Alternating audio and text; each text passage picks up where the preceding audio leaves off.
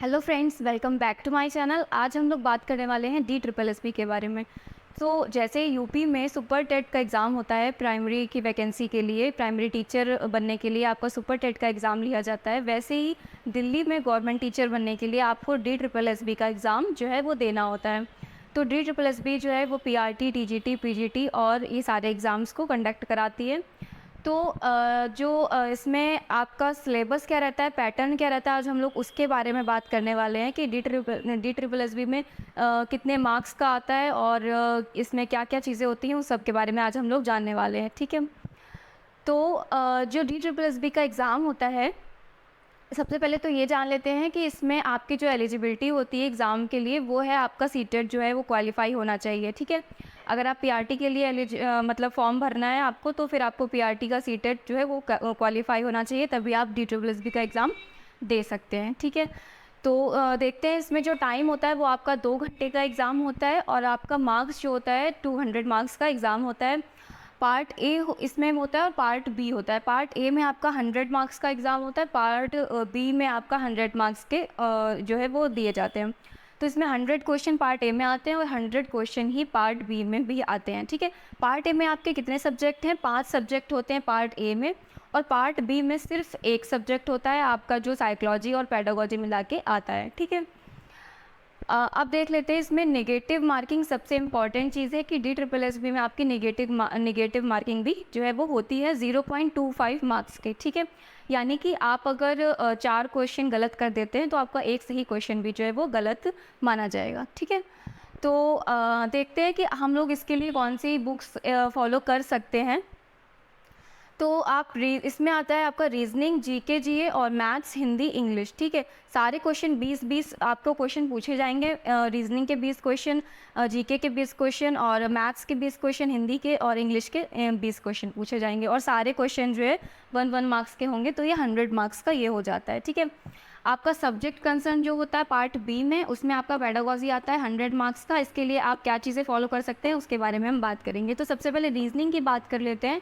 आप इसके लिए अरिहंत की बुक ले सकते हैं रीजनिंग के लिए, या फिर आप क्या कर सकते हैं, यूट्यूब जो है, यूट्यूब से आप सारे एक एक करके चैप्टर्स कंप्लीट कर लीजिए, ठीक है। और उसके बाद जैसे आपने नोट्स बना लिए, एक एक चैप्टर करके आपको जो टाइप पता चल जाएंगे, उसके बाद प्रैक्टिस आप किसी भी जगह से कर सकते हैं। DSSS के जो प्रीवियस ईयर है उनसे प्रैक्टिस कर सकते हैं, और आप टेक्स्ट बुक पर भी प्रैक्टिस कर सकते हैं, ठीक है। तो आप अगर बुक नहीं भी लेना चाह रहे हैं इसकी, तो भी आपका काम चल जाएगा, ठीक है। वरना आपको अगर बुक ही लेना है तो आप अरिहंत की बुक ले सकते हैं। फिर जीके या जीए के लिए क्या है आपका, इसमें हिस्ट्री, पॉलिटी, मतलब सारी चीज़ें, इसमें ज्योग्राफी सब कुछ आ जाता है आपका, करंट अफेयर सारी चीज़ें आ जाती हैं। करंट अफेयर्स इसमें 4 से 5 क्वेश्चन पूछे जाते हैं करंट अफेयर्स के, बाकी आपका जीके, बाकी आपका हिस्ट्री, पॉलिटी और ईवीएस और ये सारी चीज़ें रहती हैं, ठीक है, ज्योग्राफी वगैरह। तो ये आप लूसेंट से कर सकते हैं, ठीक है।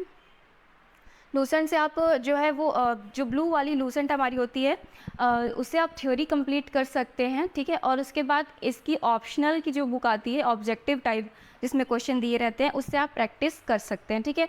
तो ये जो ग्रीन वाली बुक आती है, इंग्लिश में भी आती है, हिंदी में भी आती है, तो आप ये जो है वो लूसेंट से प्रैक्टिस कर सकते हैं इसके क्वेश्चंस की, तो आपकी जो 20 नंबर की तैयारी हो जाएगी। अब आप ये कहाँ से करेंगे, या तो ये दोनों बुक्स हो गई, ठीक है, आप इन दोनों को फॉलो कर सकते हैं, या फिर आप किसी भी वीडियो को फॉलो कर सकते हैं। यूट्यूब में बहुत सारे वीडियोस ऐसे हैं जो आपको मतलब फ्री में अवेलेबल है, आप पूरी जीएस की तैयारी वहाँ से कर सकते हैं, ठीक है।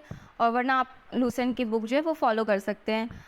और उसके बाद अब देखते हैं मैथ्स के लिए क्या कर सकते हैं। अगर आप मैथ्स में अगर आपने कहीं और एग्ज़ाम दिया हुआ है किसी चीज़ का, और आपके पास पहले से ही कोई भी बुक है मैथ्स की, ठीक है, जो कॉम्पिटिटिव लेवल की हो, तो फिर आपको कोई भी बुक लेने की ज़रूरत नहीं है। अगर आपके पास कोई बुक नहीं है तो आप जो है वो शुरू कर सकते हैं SD यादव की बुक से, ठीक है। आप यहाँ से जो है वो स्टार्ट कर सकते हैं। इसमें इजी जो वे में क्वेश्चन दिए होते हैं, और सारे टाइप के क्वेश्चन अलग अलग दे रखे होते हैं। उसके बाद मिसलेनियस भी दिए हुए होते हैं, तो और जितने भी SSC में प्रीवियस ईयर में आए हुए होते हैं वो सारे क्वेश्चन की प्रैक्टिस आपकी हो जाएगी। तो इसमें जो है वो थोड़ा लेवल अच्छा रहता है मैथ्स का, तो आपको जो है थोड़ी ज़्यादा प्रैक्टिस करने की ज़रूरत है, ठीक है, DSSS के लिए। तो आप ये जो है SD यादव की कुछ इस तरह की बुक होती है, ठीक है, तो आप जो है इससे प्रैक्टिस कर सकते हैं इस बुक से। ठीक है, वरना जैसे आप RS अग्रवाल पे जा सकते हैं, ठीक है। लेकिन उस सब पे जाने से पहले मैं तो यही आपको सजेस्ट करूँगी कि आप एसडी यादव की बुक ले लीजिए, ईज़ी है। उसके बाद जितने भी प्रीवियस ईयर में क्वेश्चन आए आप उनको जो है वो लगा के प्रैक्टिस कर सकते हैं, ठीक है। ये हो गई मैथ्स की बात। अब हिंदी के लिए आप जो सभी लोग सजेस्ट करते हैं वही बेस्ट ही है, लूसेंट से आप जो है वो पहले अपनी थ्योरी को कंप्लीट कर सकते हैं, उसके बाद जो है आदित्य पब्लिकेशन की बुक से आप प्रैक्टिस कर सकते हैं। लूसेंट तो है ही अच्छी बुक, आदित्य इसलिए अच्छी हो जाती है क्योंकि लूसेंट में आपको ज़्यादा प्रैक्टिस के लिए क्वेश्चंस नहीं मिल पाते हैं। उसमें थ्योरी अच्छे से दे रखी है, लेकिन आपको प्रैक्टिस करने के लिए आदित्य की बुक जो है वो ज़्यादा बेटर है। उसमें क्वेश्चंस बहुत सारे दिए रहते हैं आदित्य की बुक में, ठीक है। तो ये आदित्य की बुक कुछ इस तरह की ये वाली होती है, ठीक है। तो आप ये सबसे बेस्ट बुक है किसी भी एग्ज़ाम के लिए, हिंदी के लिए, वनडे एग्ज़ाम के लिए सबसे बेस्ट बुक आदित्य की है। इसमें बहुत सारे क्वेश्चन आपको प्रैक्टिस के लिए मिल जाते हैं।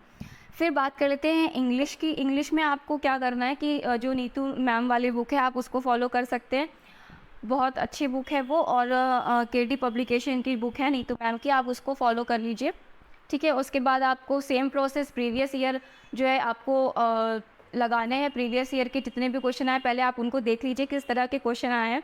आप इसको स्टार्ट करने से पहले एक बार प्रिपरेशन को शुरू करने से पहले आप जो है वो प्रीवियस ईयर एक बार देख लीजिए कि पहले जो क्वेश्चन है वो किस तरह से पूछे गए हैं, जो पिछली बार पेपर आया है उसका पैटर्न क्या रहा है, तो आप एक बार उसको एनालाइज कर लीजिए, ठीक है। फिर उसके बाद जो है वो प्रिपरेशन स्टार्ट कर सकते हैं ताकि आपको पता चल जाए क्वेश्चन किस तरीके से पूछे जा रहे हैं, ठीक है।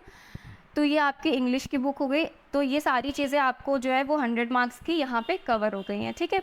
आप बहुत सारी चीज़ों के चक्कर में नहीं पड़ के आप मिनिमम बुक्स को रखें, इन्हीं को ही बार बार प्रैक्टिस और रिवीजन कर सकते हैं, तो आपके जो है वो अच्छे मार्क्स इसमें आ जाएंगे, ठीक है। फिर पार्ट बी की हम बात करते हैं।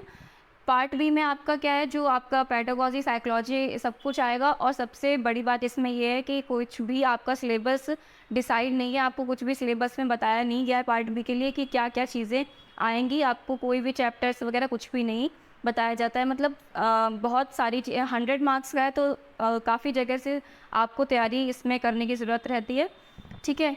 और सबसे बड़ी बात इसमें ये कि आपकी अंडरस्टैंडिंग अगर अच्छी है तो फिर जो है वो सारी चीज़ें क्लियर हो जाएंगी। लेकिन आपको उसके लिए सबसे पहले अपना बेस जो है वो क्लियर करना होगा। अगर आपका बेसिक क्लियर नहीं है तो आप एनसीईआरटी की बुक से शुरू कर सकते हैं, क्लास 11 और 12 की, ठीक है। और अगर आपका बेस अच्छा क्लियर है सीडीपी में, साइकोलॉजी में, तो आपको फिर NIOS DLED की जो ब्लॉग्स आते हैं, ठीक है, उनको एक बार रीड कर लीजिए। PDF फॉर्म में आपको मिल जाएगा, सर्च करेंगे आप गूगल में तो उसके बाद एक बार उसको जो है वो रीड कर सकते हैं, तो आपको अच्छे से क्लियर हो जाएगा कि क्या क्या चीज़ें हैं और क्या नहीं है, ठीक है। आपने भी सुना होगा NIOS जो है वो DSSB के लिए बहुत ज़्यादा इंपॉर्टेंट है, तो आपको एक बार तो इसको जो है वो रीड करना होगा, ठीक है। फिर उसके बाद इसकी प्रैक्टिस के लिए आप जो है वो सरोहा पब्लिकेशन की बुक आती है, DSSB स्पेशल बुक रहती है। उसमें आपको DSSB से रिलेटेड जितनी भी चीज़ें हैं, बहुत सारे क्वेश्चन जो है आपको प्रोवाइड किए जाते हैं। मेरे पास बुक है, तो ये आपको इस तरह की सरोहा पब्लिकेशन की बुक मिल जाएगी, ठीक है। काफ़ी हैवी बुक है ये।